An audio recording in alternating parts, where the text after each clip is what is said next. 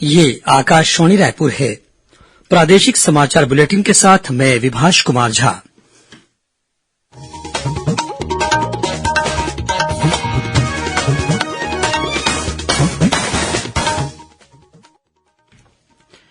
और अब पेश है आज के मुख्य समाचार। सबसे पहले हमारे सभी श्रोताओं को स्वाधीनता दिवस की हार्दिक बधाई। देश आज अपनी स्वाधीनता की 75वीं वर्षगांठ मना रहा है। इस अवसर पर प्रधानमंत्री ने नई दिल्ली के लाल किले की प्राचीर से राष्ट्रध्वज फहराया। राजधानी रायपुर में आयोजित स्वाधीनता दिवस के मुख्य समारोह में मुख्यमंत्री ने किया ध्वजारोहण। गांधी जयंती के दिन से ग्रामीण औद्योगिक परिक्षेत्र स्थापित करने और जन्माष्टमी के दिन से कृष्ण कुंज योजना शुरू करने का किया ऐलान। आजादी के अमृत महोत्सव के तहत प्रदेश में चल रहा है हर घर तिरंगा अभियान। विभिन्न जिलों में रैली निकालने के साथ ही हुए विविध सांस्कृतिक कार्यक्रम। और प्रदेश में लगातार बारिश के कारण गंगरेल सहित विभिन्न जलाशयों से बड़ी मात्रा में छोड़ा जा रहा है पानी। बस्तर क्षेत्र में राष्ट्रीय राजमार्गों पर आवागमन बाधित। कांकेर जिले के पखांजूर विकासखंड के विकासपल्ली गांव में कच्चे मकान की दीवार गिरने से एक ही परिवार के 5 सदस्यों की मौत।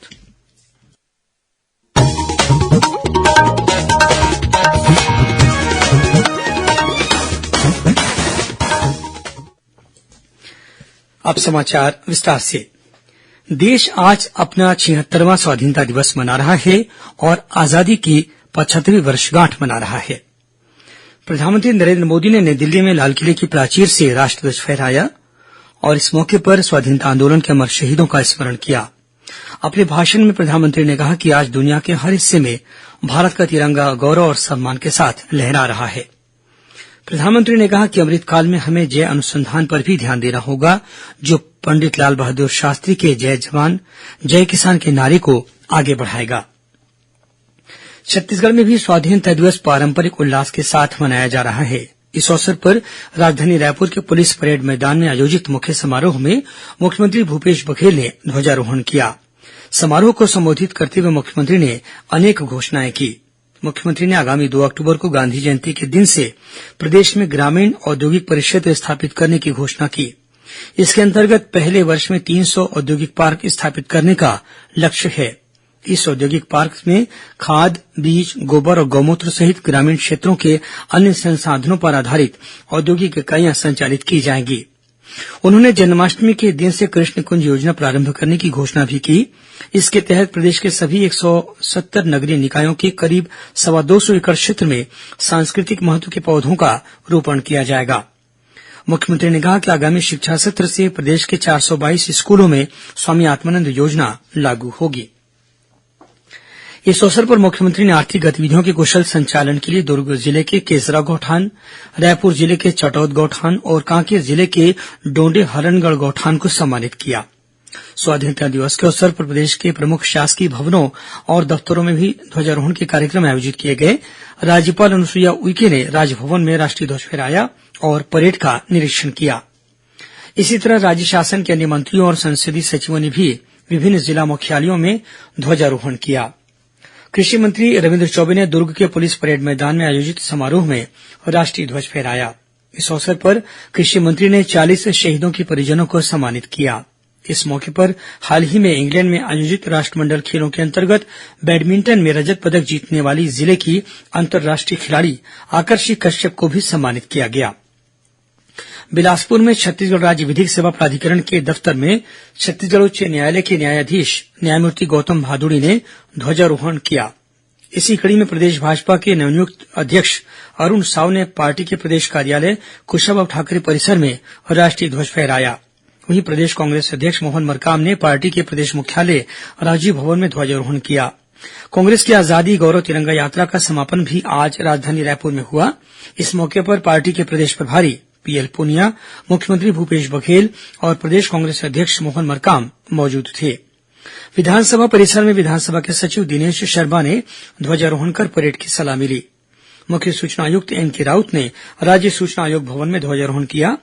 छत्तीसगढ़ योग आयोग के अध्यक्ष ज्ञानेश शर्मा और राज्य महिला आयोग की अध्यक्ष डॉक्टर किरणमयी नायक ने भी अपने दफ्तरों में राष्ट्रीय ध्वज फहराया। दक्षिण पूर्व मध्य रेलवे के बिलासपुर मुख्यालय में महाप्रबंधक आलोक कुमार ने और रायपुर मंडल कार्यालय में मंडल रेल प्रबंधक श्याम सुंदर गुप्ता ने राष्ट्रीय ध्वज फहराया। भिलाई में सीमा सुरक्षा बल के क्षेत्रीय मुख्यालय में महानिरीक्षक इंद्रराज सिंह ने राष्ट्रीय ध्वज फहराया।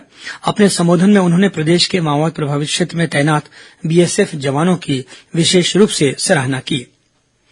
रायपुर के पुलिस परेड मैदान में आयोजित स्वाधीनता दिवस समारोह में पुलिस और जेल विभाग के अधिकारियों को उनके उत्कृष्ट कार्य के लिए पुलिस वीरता पदक, भारतीय पुलिस पदक और केंद्रीय गृह मंत्री पदक सहित अन्य राष्ट्रीय और प्रादेशिक पदकों से सम्मानित किया गया।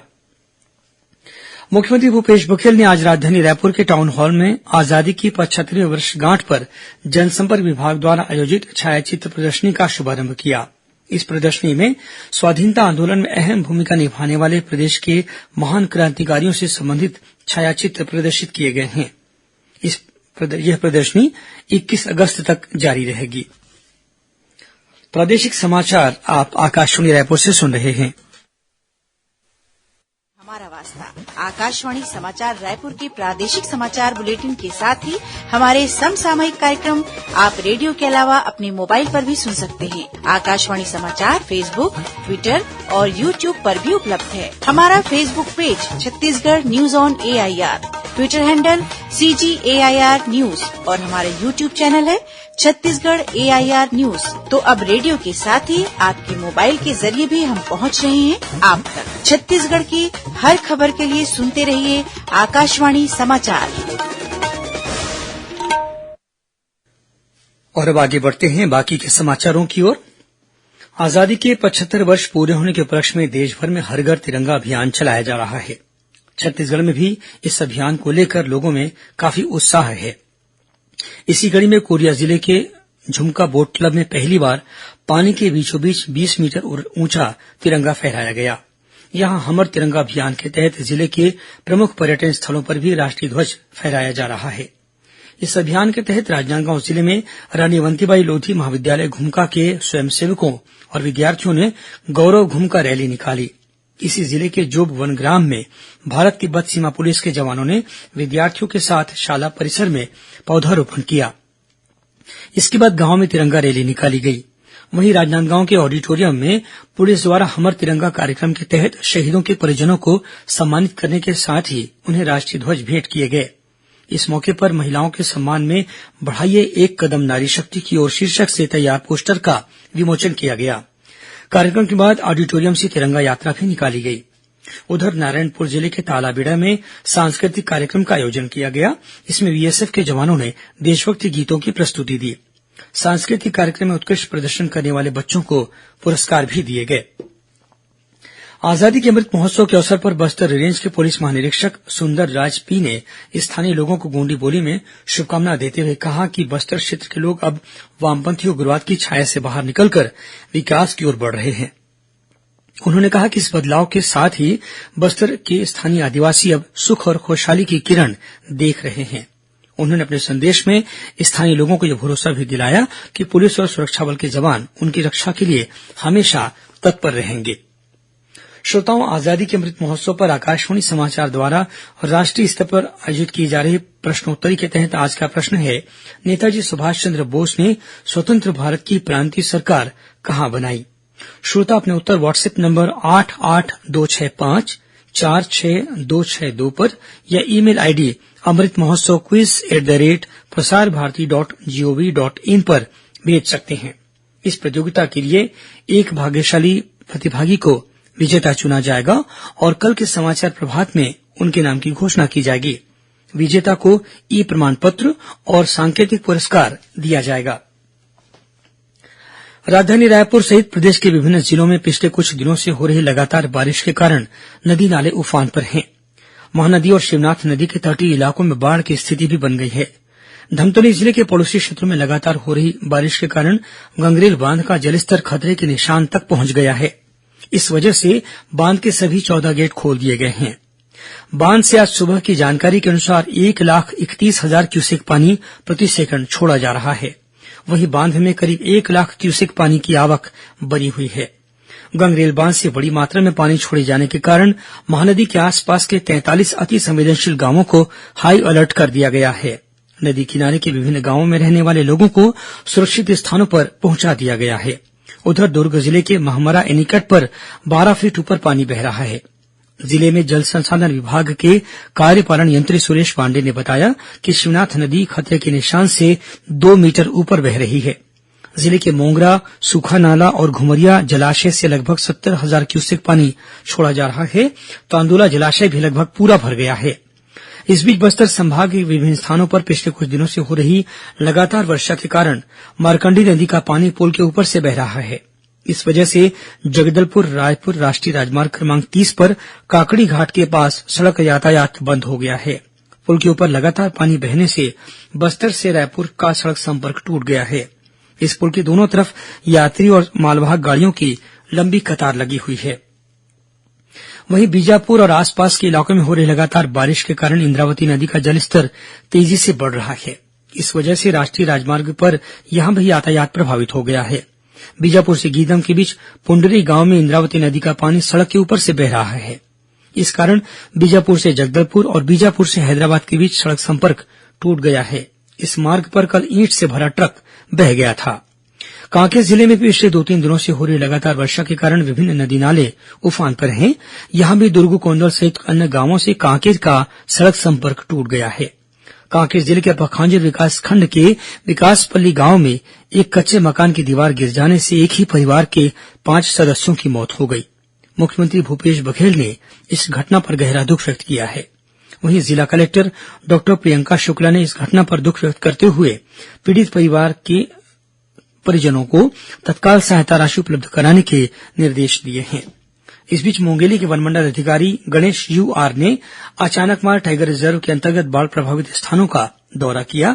यहां मनियारी और अन्य नदी नालों में बाढ़ के कारण सड़क यातायात बंद हो गया है। उन्होंने वन्य प्राणियों की निगरानी और सुरक्षा के लिए वन कर्मचारियों को सचेत रहने को कहा है। अंत में मुख्य समाचार एक बार फिर। देश आज अपनी स्वाधीनता की 75वीं वर्षगांठ मना रहा है। इस अवसर पर प्रधानमंत्री ने नई दिल्ली में लाल किले की प्राचीर से राष्ट्रध्वज फहराया। राजधानी रायपुर में आयोजित स्वाधीनता दिवस के मुख्य समारोह में मुख्यमंत्री ने किया ध्वजारोहण। गांधी जयंती के दिन से ग्रामीण औद्योगिक परिक्षेत्र स्थापित करने और जन्माष्टमी के दिन से कृष्ण कुंज योजना शुरू करने का किया ऐलान। आजादी के अमृत महोत्सव के तहत प्रदेश में चल रहा है हर घर तिरंगा अभियान। विभिन्न जिलों में रैली निकालने के साथ ही हुए विविध सांस्कृतिक कार्यक्रम। और प्रदेश में लगातार बारिश के कारण गंगरेल सहित विभिन्न जलाशयों से बड़ी मात्रा में छोड़ा जा रहा है पानी। बस्तर क्षेत्र में राष्ट्रीय राजमार्गों पर आवागमन बाधित। कांकेर जिले के पखांजर विकासखंड के विकासपल्ली गांव में कच्चे मकान की दीवार गिरने से एक ही परिवार के 5 सदस्यों की मौत। इसी के साथ प्रादेशिक समाचार बुलेटिन समाप्त हुआ। नमस्कार।